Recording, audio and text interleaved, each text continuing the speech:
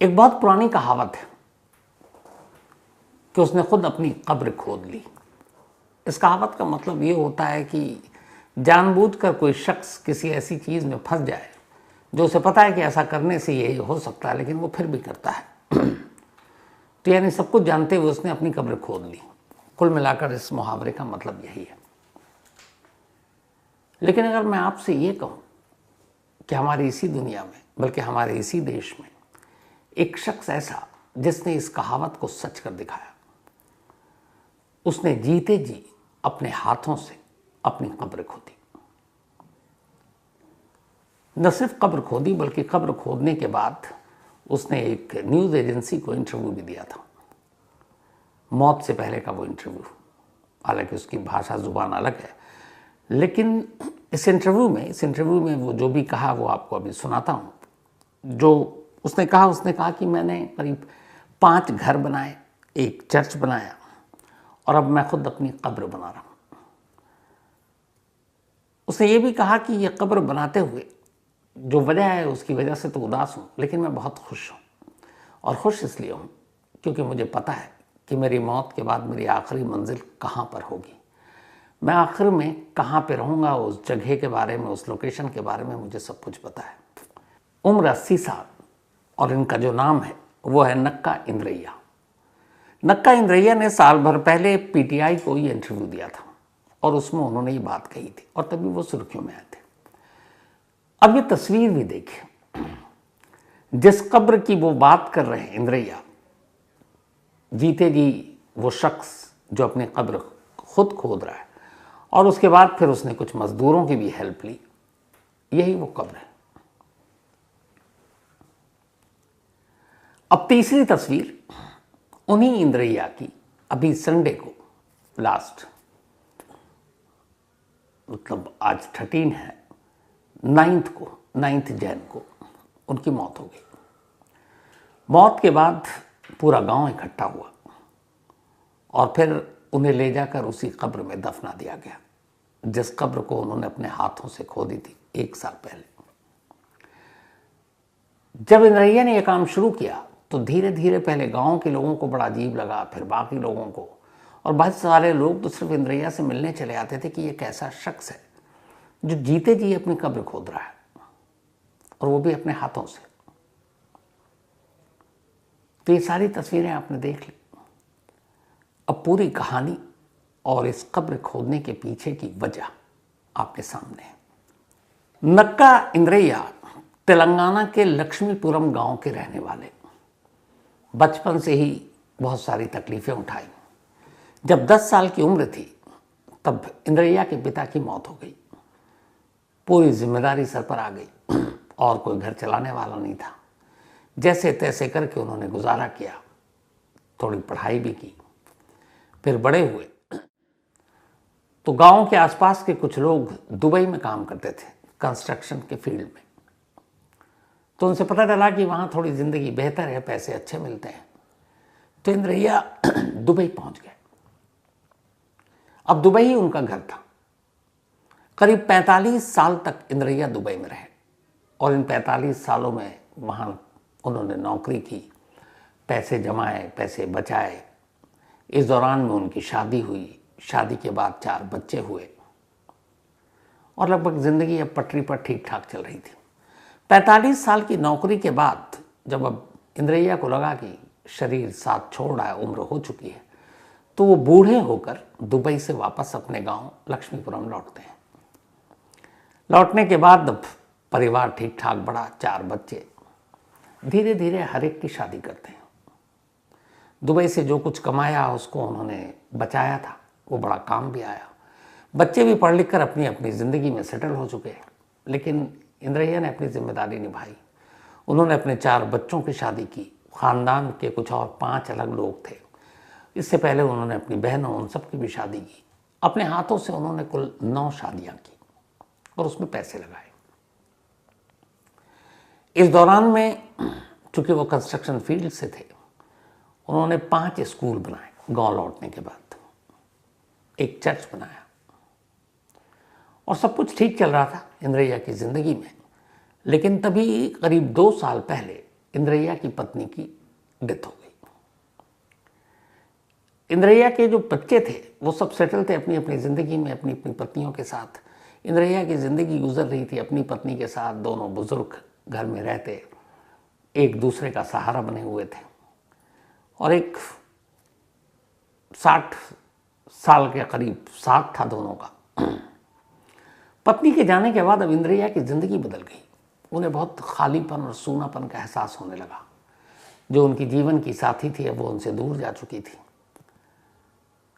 गांव में घर के पास ही एक कब्र में उनकी पत्नी को दफना दिया गया।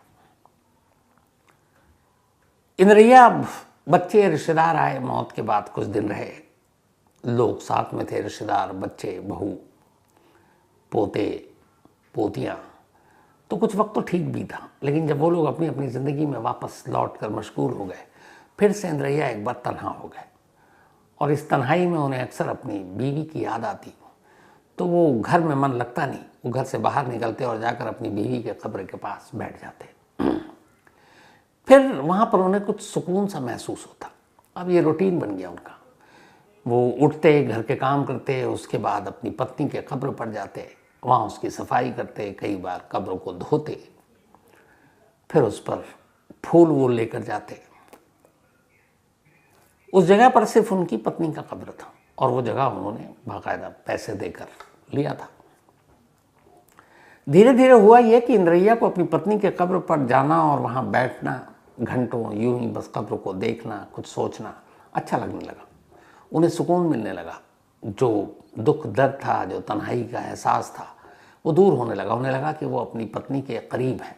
वहाँ जाकर वो कई बार ये भी उन्होंने बताया था कि यूं ही बातें करते, ऐसा जैसे अपनी पत्नी से रोज़मर्रा की बातें कर रहे हैं। धीरे धीरे वक्त बीता। एक रोज़ अचानक के गांव वालों ने एक मंजर देखा और उसे देखकर वो हैरान रह गए। उन्होंने देखा कि जिस जगह पर इंद्रैया की पत्नी का कब्र है, ठीक उसके बराबर में एक जगह पर वो एक गड्ढा कर रहे हैं। वो जगह भी उन्होंने खरीद रखी थी, पर इसके बारे में किसी को जानकारी नहीं थी। फिर अपनी पत्नी के कब्र के आसपास उन्होंने ठीक ठाक ग्रेनाइट से और पत्थरों से ठीक ठाक अच्छी सी जगह बनाई। बट एक रोज़ अचानक पत्नी के बराबर में जहाँ पर उनके कब्र है, वो गड्ढा करने लगे। तो लोगों ने पूछा, उन्होंने कुछ बताया नहीं। धीरे धीरे गड्ढा वो आराम से टाइम लेकर करते रहे। फिर उन्होंने मज़दूरों को बुलाया और उन मज़दूरों से उन्होंने कहा कि तुम यहाँ पर एक कब्र की तरह गड्ढा खोदो। मज़दूरों ने गड्ढा खोदना शुरू किया। जब उतना गड्ढा हो गया जिसमें एक कब्र में एक मुर्दे को लिटाया जा सकता है, तब इंद्रैया ने पहली बार अपने रिश्तेदारों और गांव वालों को बताया कि ये जो पत्नी के बराबर में जिस जगह पर गड्ढा खोदा जा रहा है, ये असल में कोई गड्ढा नहीं, बल्कि खुद उनकी अपनी कब्र है, जिसकी खुदाई का काम सबसे पहले उन्होंने अपने हाथों से शुरू किया, क्योंकि वो चाहते थे कि वो अपनी कब्र खुद खोदें, और वो भी ठीक पत्नी के बराबर में, क्योंकि उन्हें पत्नी के कब्र के पास आकर सुकून मिलता था। और वो चाहते थे कि ये जो कुछ वक्त की जुदाई है, 2 साल पहले पत्नी की डेथ हो गई और उसके 1 साल बाद उन्होंने अपनी कब्र की खुदाई शुरू की थी। तो ये 1-2 साल की जुदाई के बाद जब भी उनकी मौत होगी तो अपनी पत्नी के बराबर में लेटे होंगे और पति पत्नी फिर से साथ होंगे। अब जैसी इंद्रैया ने ये बात बताई, गांव वाले जो हैं वो हैरान कि ये क्या शख्स है, ये कैसा शख्स है। फिर उनके बच्चों को पता चला, बच्चे आए, उन्होंने पूछा कि पापा ये आप क्या कर रहे हो। तो उन्होंने कहा देखो, जिंदगी का सबसे जो सच्चा सच है वो है मौत, और मौत को कोई टाल नहीं सकता। मौत तो आनी है, हम सबको आनी है। मैं ये चाहता हूं कि एक तो जब मेरी मौत हो तो मैं अपनी पत्नी के बराबर में हूं, और दूसरी मुझे ये पता हो कि मेरी आखिरी मंजिल कहाँ पर होगी। वो लोकेशन, वो जगह मुझे जाननी थी। तो इसीलिए दोनों वजहों से मैंने यहाँ पर कब्रें अपनी ही खोदनी शुरू की, बाद में मजदूरों को बुलाया, और तीसरा ये कि मुझे अपनी पत्नी के पास सुकून मिलता है। फिर उन्होंने कुछ फिलॉसफी वाली बातें की कि इस दुनिया में इंसान जो आया खाली हाथ जाता है और कुछ होता नहीं उसके पास, सारी दौलत और ये सारी चीज़ें यहाँ रह जाती हैं।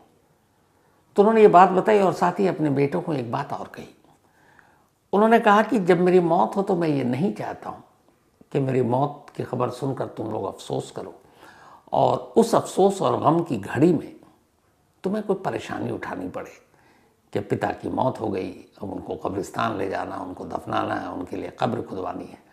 तो मैं इन परेशानियों से तुम सबको बचाना चाहता हूँ, अपने चारों बच्चों को, चारों बेटों को, और इसीलिए मैं चाहता हूँ कि ये परेशानी मैं खुद उठाऊँ और मैं अपनी कब्र खुद खोदूँ। साल भर पहले उन्होंने इसकी खुदाई शुरू की। जब कब्र की खुदाई हो गई तो उन्होंने फिर शहर से, चूँकि ये गांव में रहते थे तेलंगाना के लक्ष्मीपुरम, बाकायदा कीमती ग्रेनाइट के पत्थर मंगाए और उन पत्थरों को के ज़रिए आसपास के सारी चीज़ों की फर्निशिंग की, अच्छे से उसको सजाया, कब्र बनकर तैयार। अब उसके बाद उन्होंने उसके इर्द गिर्द जो जगह है खाली, वहाँ पर फूल, पत्तियाँ, ये सारे पौधे लगाए। फिर हर सुबह वो जाते, वहाँ जाकर उन पेड़ पौधों को देखते, उसमें पानी डालते, खाद डालते, साथ में अपनी पत्नी के लिए फूल ले जाते और वहीं पर बैठकर अपनी पत्नी का कब्र और अपने कब्र दोनों को देखते। 12 लाख रुपए का खर्चा आया था अपनी कब्र बनाने में, चूँकि पत्थर कीमती था। तो कब्र बनकर तैयार। अब सिर्फ वो अपनी मौत का इंतज़ार कर रहे हैं। और धीरे धीरे ये हुआ कि जब गांव वालों ने बातें करनी शुरू की, रिश्तेदारों ने बातें करनी शुरू की, तो इंद्रैया ने कहा कि पता नहीं क्यों लोग मौत से डरते हैं। मैंने जब से अपनी कब्र अपने हाथों से खोदी और यहाँ डेली आता हूँ और जो वक्त गुजारता हूँ, कई घंटे यहाँ बैठता हूँ, मुझे अब खुशी महसूस होने लगी। अब मेरे दिल से मौत का डर चला गया।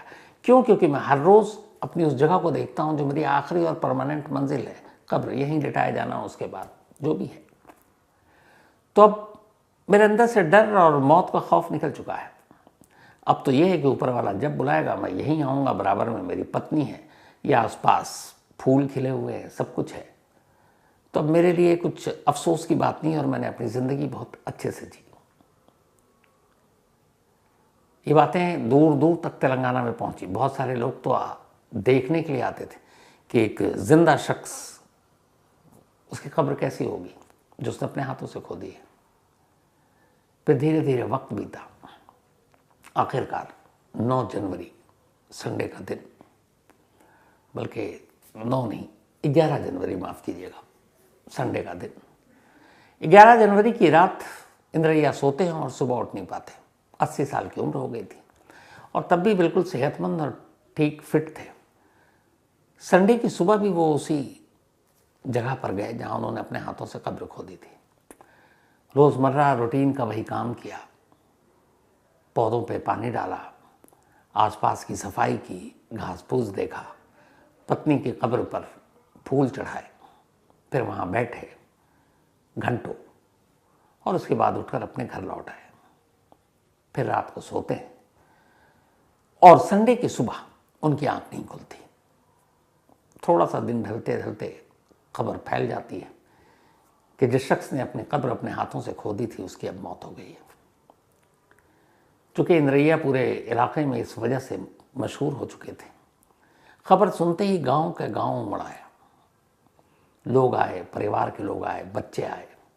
फिर पूरे धार्मिक रीति रिवाज के साथ उनको कॉफिन में लिटाया गया और इसके बाद उनका आखिरी जो जनाजा, आखिरी सफ़र, वो शुरू होता है। और किसी को भी कोई कन्फ्यूज़न नहीं था, क्योंकि उन्हें पता था कि इंद्रैया को उनके इस घर से उठाकर कहाँ तक ले जाना है, क्योंकि उसका पता उन्होंने 1 साल पहले अपने हाथों से दे दिया था, अपनी आखिरी मंजिल का। गांव के लोगों के साथ आखिरी सफ़र पर इंद्रैया निकलते हैं और ठीक फिर उसी कब्र की दोबारा संडे को एक बार सफाई होती है। ये जो तस्वीर आप देख रहे हैं, इनके भाई और बेटे सब वहाँ पहुँचे हुए थे। मज़दूर से कब्र की दोबारा सफाई कराई जाती है, हालांकि गाहे बगाहे वो खुद करवाते रहते थे। फिर उसी कब्र में, जिस कब्र में को उन्होंने अपने हाथों से खोदी थी साल भर पहले, साल भर बाद, इंद्रैया को उसमें दफना दिया गया। अब इंद्रैया की आखिरी ख्वाहिश पूरी हो गई कि वो अपनी पत्नी के साथ लेटेंगे। पत्नी की कब्र बराबर में, वो बिल्कुल बराबर में। 2 साल की जुदाई थी, दोनों एक बार फिर से एक हो गए। अब सिर्फ गांव वालों का एक सवाल है, वो ये कि अपने जीते जी 1 साल तक तो अपनी कब्र और अपनी पत्नी के कब्र पर इंद्रैया आते रहे, साफ सफाई करते रहे। अब इंद्रैया के जाने के बाद यहाँ कौन आएगा, कौन यहाँ पानी डालेगा, कौन इन पौधों का ख्याल रखेगा, कौन इंद्रैया की पत्नी की कब्र पर आकर रोजाना फूल चढ़ाएगा। कुछ दिनों तक तो कुछ लोग आ सकते हैं, लेकिन दिक्कत यह है कि इंद्रैया के जो बाकी बच्चे हैं वो इस गांव से दूर रहते हैं। तो हमने भी अपने रिपोर्टर से बात की, कुछ दिनों बाद वहाँ का क्या हाल रहता है। जिस शख्स ने अपने कब्र की देखभाल 1 साल तक की, अब उसकी मौत के बाद वहाँ का मंजर क्या होता है, ये जानने की ज़रूर कोशिश करेंगे और किसी कहानी के दौरान इसका अपडेट आप तक ज़रूर पहुँचाऊँगा। तो ये थी वो कहानी जिस कहानी ने कई सबक दिया। पहला ये कि हम कितना भी भागें या डरे, मौत यकीनी है, आना ही है। और दूसरा ये कि एक शख्स अपनी पत्नी से इतना प्यार करता है कि उसके बराबर में ही वो हमेशा के लिए लेटना चाहता है। और तीसरा ये कि अगर मौत के डर को भगाना है तो फिर उसके और करीब जाओ। खुद अपनी कब्र उसने खो दी और सारी जिम्मेदारियां निभाई। ऊपर वाला इंद्रैया की आत्मा को शांति दे, यही दुआ है। तो इस अनोखी कहानी में फिलहाल इतना ही, लेकिन कहानी ख़त्म करूं उससे पहले वही अपना सिलसिला।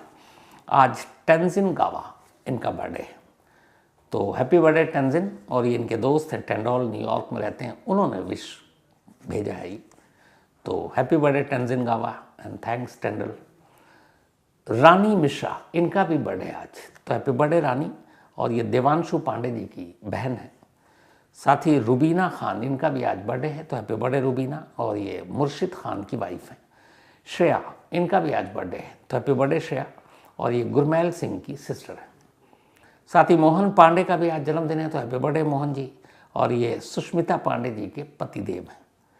डेजी, इनका भी आज बर्थडे है, तो हैप्पी बर्थडे डेजी। और ये आफ्ताब आलम की वाइफ है।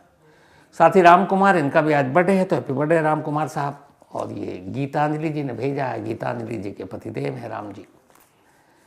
इसके अलावा Prakash R Sabkale, thank you so much Prakash R Sabkale ji, एक तो मेल लिखने के लिए। और ये टीचर हैं school of media studies Jalgaon में। तो all the best Prakash ji, भविष्य के मीडिया के जो स्टूडेंट्स हैं, बच्चे हैं, बेहतर करें, आज के हिसाब से जर्नलिज्म हो उससे अच्छा करें और नई चीज़ें लाएं। और बहुत सारे लोगों की जो आज शिकायत है जर्नलिज्म को, पत्रकारिता को लेकर, मुझे भी शिकायत है, तो वो सारी चीज़ें दूर हो जाए और सही मानों में जो जर्नलिज्म होती है वही हो। इन्हीं दुआओं के साथ फिलहाल आज की कहानी में इतने ही। अब आपसे मुलाकात होगी कल रात 9 बजे किसी नई कहानी के साथ। तब तक अपना और अपनों का ख्याल रखिएगा। Thank you very much.